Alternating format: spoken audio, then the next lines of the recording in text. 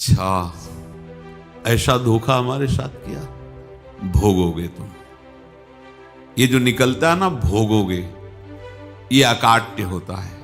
क्योंकि किसी का भी हृदय, मान लो किसी भी जीव जंतु को आप कष्ट दें और उसका हृदय आह भर जाए, तो वो आह वज्र की लीक है, तुम्हें भोगना पड़ेगा। वो आह किसी की ना लेना जिंदगी। कोई ऐसा कोई आह भर करके कह दिया तुम समर्थ हो, हम तो कुछ कर नहीं सकते, और अंदर से दुखी, फिर तुम्हारी सामर्थ्य काम नहीं करेगी, मिट्टी में मिला देगी। ऐसा नहीं कि आप जो कर रहे हैं कोई देख नहीं रहा, कोई हिसाब किताब नहीं, जो कर रहे हैं अवश्य में भोक्तव्यम, बहुत सावधान।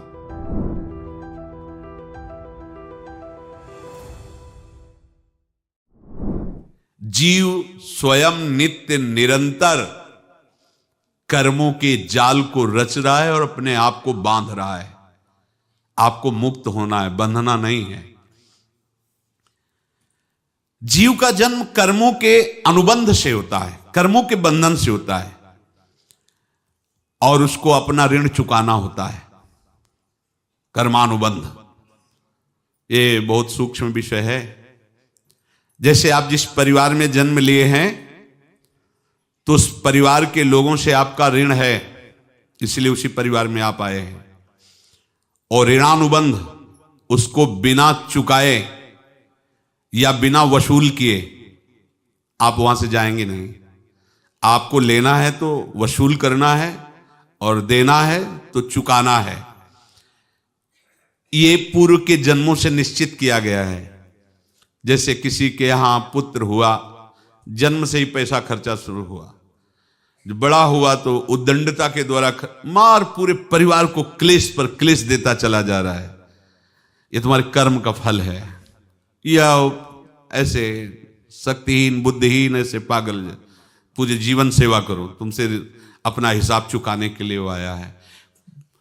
अब परिवार के जो सदस्य जुड़े आके, मतलब पत्नी आते ही पूरी हृदय में आनंद, परिवार में आनंद, और जीवन भर वो आनंद ही सुख देने के लिए उसका जन्म हुआ। वो अपना ऋणानुबंध मुक्त, और आते ही भयंकर क्लेश खड़ा कर दिया, बीच में दीवाल और झगड़ा वैसा, फिर अतरे दिन मारपीट शुरू, कलह अशांति, पूरा जीवन नरक हिसाब करने आए।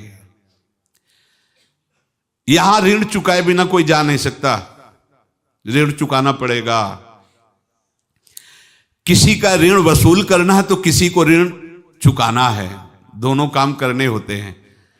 अनेक जन्मों में अनेक लोगों के साथ हमने जो बर्ताव किए हैं, अच्छे या बुरे, वो होंगे। अब किसी आदमी को हम जानते नहीं, अचानक मिला, अचानक टक्कर लगा और मार पीट गाली गुप्ता सब कर दिया, चुपचाप सह लो। क्यों? ये आपका हिसाब है, पूर्व का हिसाब। हमारा उससे कोई द्वेष नहीं, कोई संकल्प नहीं।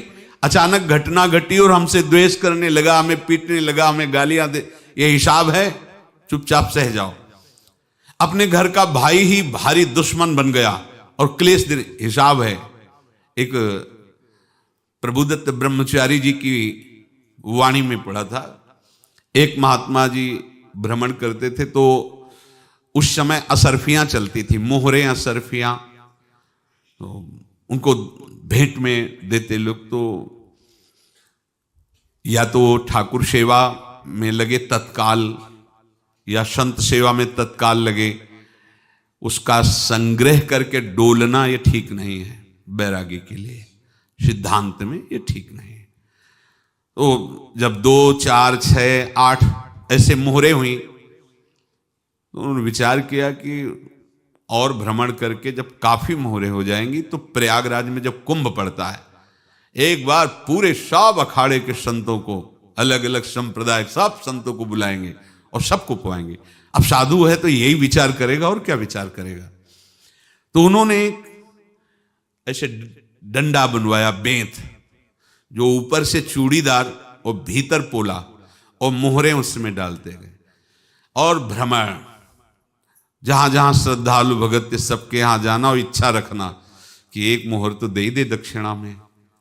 कामना कोई भी हो वो बांधती ही है, ध्यान रखना। इसीलिए प्रभु जो चाहे वो करे, अपनी चाह नहीं रखनी चाहिए, अपनी चाह प्रभु की चाह में मिला देनी चाहिए।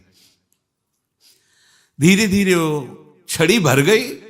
भ्रमण करने वाले महात्मा चूड़ी लगाई, इंतजार करते रहे। जब प्रयाग का कुंभ पड़ा तो चले। तो रास्ते में एक गांव में पूछा जाता है, जैसे कहीं रुको कि कोई श्रद्धालु ऐसा है जो संत सेवी है। तो कुछ लोगों ने बताया, हाँ एक परिवार है बहुत संत सेवी है और आपको मिलाते हैं उनसे। आइए महाराज, घर में रुका। खूब अच्छा हलवा पूड़ी पवाया और जो घर के मालिक थे चरण दबाए। चरण दबाते दबाते उनकी दृष्टि पड़ी उस डंडे पे। इतना मोटा और ऊपर से कुछ चूड़ी सी भी नजर आ रही, इस डंडे में तो कोई रहस्य है ही है। अब महात्मा जी को खवा पिला के सुला दिया। महात्मा जी जब सो गए तो पत्नी से धीरे से कहा, वो डंडा लाओ बाबा जी का डंडा। वो चूड़ीदार जो ही खोला पलटाया तो सैकड़ों मोहरे। ऐसे संत रोज पधारे भगवान, तुम आनंद हो जाए फिर क्या। पत्नी से कहा, नाप के कंकड़ लाओ। वो तो महात्मा जी तो खाए खीर पूड़ी, आराम से सो रहे। रात में पूरी प्लानिंग करके उसमें कंकड़ भर के चूड़ी लगाकर सिराने रख दिया, सारी मोहरें हटा ली।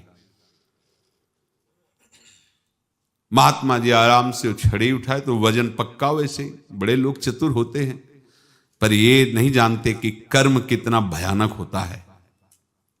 और उनकी कोई संतान नहीं थी, पर धन में इतना प्रेम उनको था। बहुत सावधान। साधु महात्माओं के पास जो अर्थ है, गृहस्थी अगर आता वहीं से है, पर अगर उसको जोर जबरदस्ती या किसी छल कपट से, तो वो उसका विनाश ही करता है। आज तक का प्रमाण है। अब उनको ये भाव पता नहीं होगा, या पता होगा तो लोभ के कारण वो उसको मान नहीं पाए होंगे। महात्मा जी गए प्रयाग में, किसी अखाड़े पर रुके और वहां प्रार्थना की कि कल जो है संपूर्ण अखाड़ों का निमंत्रण किया जाए और सब संतों को भोग पवाया जाए और उनको दक्षिणा भी दी जाए। महंत ने सोचा कि बहुत बड़ा है तो उत्सव है, क्योंकि प्रयाग में कितने हजारों संत महात्मा सब। तो उनका महाराज बोरों इसमें चीनी और टीनों घी लगेगा, सब व्यवस्था। बोले आप मंगाइए, एक एक हिसाब हम करेंगे, हमारे पास सब व्यवस्था है। बोले कुछ तो पहले दे दो, वो इकट्ठे देंगे हम। उनको था कि अगर हम छड़ी खोला और दो चार मोहरे दी, किसी को पता लग गया तो गड़बड़ हो सकती। बोले हम भंडारे के समय आखिरी में सब कुछ आपको दे देंगे। ठीक है। वो अपने पास से पैसे लगाकर खूब जितना सामग्री सब लाए, लाखों की, और सब संतों को निमंत्रण कर दिया। संत जन निमंत्रित हो गए, भंडारा बन रहा है। तब वहां के महंत है और उनका देखो भंडारा भी बन रहा है, संतों को निमंत्रण। अब आप अर्थ की व्यवस्था कीजिए, क्योंकि इतनी बड़ी हमारी सामर्थ्य नहीं थी जितना हमने किसी तरह हमने व्यवस्था की। अब मुझे अर्थ चाहिए, तभी आगे की व्यवस्था बढ़ेगी। संतों को दक्षिणा देंगे और जिनसे अर्थ लिया उनको दे। देखो रसोई बन गई है सब। उनका छत में विश्वास नहीं तो ये अभी चूड़ी खोली। उनको तो था ना कि मोहरे हैं, कंकड़। तो जैसे कितना उनको सदमा लगा होगा। हजारों संतों का निमंत्रण, रसोई बन, मतलब संत हो के छल कपट। तो उनका महाराज आपने तो हमारा नाश कर दिया, जो महंत थे। अब बताओ रसोई बन गई, संत निमंत्रित हो गए और आप ये कंकड़ दिखा रहे हैं हमको। आपने तो हमें बर्बाद कर दिया। हमारी इतनी सामर्थ्य नहीं थी, आप पहले बता देते। संत होकर ऐसा छल कपट। अब वो बोले तो क्या बोले, क्योंकि उनको पता था कि मोहरे हैं इसमें। अंदर से उनका चिंतन गया उसी सेठ के पास, अच्छा ऐसा धोखा हमारे साथ किया, भोगोगे तुम। ये जो निकलता है ना भोगोगे, ये अकाट्य होता है। क्योंकि किसी का भी हृदय, मान लो किसी भी जीव जंतु को आप कष्ट दें और उसका हृदय आह भर जाए, तो वो आह वज्र की लेख है, तुम्हें भोगना पड़ेगा। वो देखो भीष्म जी को भोगना पड़ रहा है ना। सांप को ऐसे धनुष की नोक से उठाया और बंबूल के कांटों के ऊपर फेंक दिया, कई दिन तक शेदा हुआ, वो आह भर करके मरा। तो आपको 6 महीने बाणों की सैया पर आह किसी की ना लेना जिंदगी में। कोई ऐसा कोई आह भर करके कह दिया तुम समर्थ हो, हम तो कुछ कर नहीं सकते, और अंदर से दुखी, फिर तुम्हारी सामर्थ्य काम नहीं करेगी, मिट्टी में मिला देगी। फिर ये तो संत थे और भगवत आराधना के लिए, संत आराधना के लिए ही ऐसा किए हुए थे। अब इनका कैसे मुंह दिखाएं, अब क्या करें। सुबह संत जन आएंगे, सबके बीच में हमारी कि देखो इन्होंने, अब क्या करें। गए और संगम में जाके छलांग लगाई, अपने प्राण त्याग दिए। अब उनके तो पास मोहरे थी और व्यापार बढ़ा, और 9-10 महीने बाद ही लड़का हुआ। अब तो उनको कि संत फलीभूत हो गया, देखो व्यापार चल रहा, लड़का नहीं होता था, लड़का भी हो गया, बड़ा आनंद छा रहा है। जब से वो प्रकट हुए और धन की वृद्धि शुरू हो गई, पढ़ाई लिखाई में उनके खर्चा हुआ सब, बस बीमारी शुरू हो गई उनके शरीर में, अब उसमें पैसा जाना शुरू हुआ। इतने आसक्त तो वो दोनों हो गए कि कुछ भी हो, व्यापार ठप, संपत्ति बेचना शुरू। तो उन्होंने कहा कि बेटा मैं क्या कर सकता हूं तुम्हारे लिए। बोले हमारी अंतिम इच्छा है प्रयाग चलो, और जितने प्रयाग में संत महात्मा सबको एक बार भंडारा करवाओ, हमारी इच्छा अंतिम है, क्योंकि अंतिम यही इच्छा थी। तो बोले अब ज्यादा संपत्ति तो नहीं रह गई, तो बोले घर बेच दो, मेरे लिए ही तो है, बेच दो, मुझे लगता मैं बचूंगा नहीं, पर मेरी अंतिम इच्छा पूर्ण कर दो। घर बेच दिया, जेवर बेच दी। वहां गए, जब संत सेवा की तो बोले मुझे संगम तक ले चलो।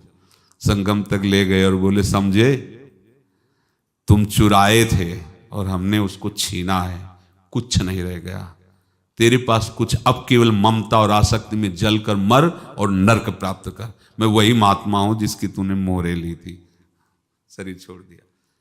महात्मा को जन्म लेना पड़ा और इनको दुर्गति भोगनी पड़ी।